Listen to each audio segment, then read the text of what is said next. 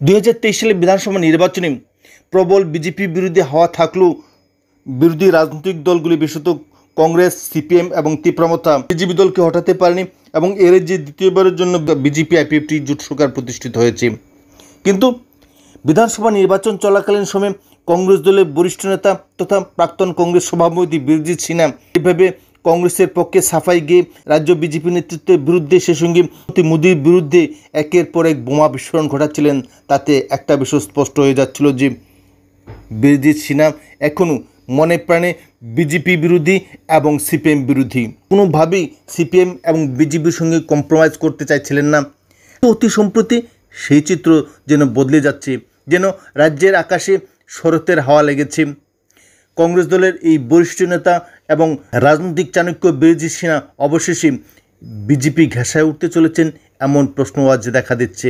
সাম্প্রতিককালে সরকারি একটি অনুষ্ঠানকে কেন্দ্র করে বীরজিৎ সিনহা যেভাবে রাজ্যের মাননীয় মুখ্যমন্ত্রী প্রফেসর ডক্টর মানিক সাহার ভূয়সী প্রশংসা করেছেন, কৃষকের উন্নয়নমূলক কাজের ভূয়সী প্রশংসা করে, তাতে একটা বিষয় স্পষ্ট হয়ে যাচ্ছে যে বীরজিৎ সিনহা ক্রমশই বিজেপিমুখী হয়ে উঠছেন।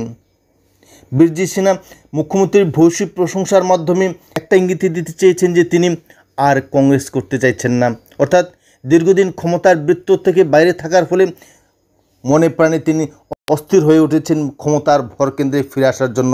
এবং রাজ্য রাজনীতিতে শুধু নয়, রাজ্য প্রশাসনেও ওনার উল্লেখযোগ্য ভূমিকা থাকা উচিত, এমন ভাবনাও তিনি ভেবে থাকেন বলে মনে করছেন কংগ্রেস কর্মীরা। তবে ইতিমধ্যেই কৈলাসহরে কান পাতলে একটা বিষয় স্পষ্ট হয়ে উঠছে যে সুদীপ রায় বর্মনের বিরুদ্ধে ক্ষুব্ধ হয়েই নাকি বীরজিৎ সিনহা ক্রমশই বিজেপিমুখী হয়ে উঠছেন। তাই তিনি সরকারি একটি অনুষ্ঠানে, যেখানে মুখ্যমন্ত্রী উপস্থিত ছিলেন, সেই অনুষ্ঠানে উপস্থিত থেকে মুখ্যমন্ত্রী এবং প্রশাসনের ব্যাপক প্রশংসার মাধ্যমে রাজ্য রাজনীতিতে এক নয়া সমীকরণের ইঙ্গিত দিচ্ছেন।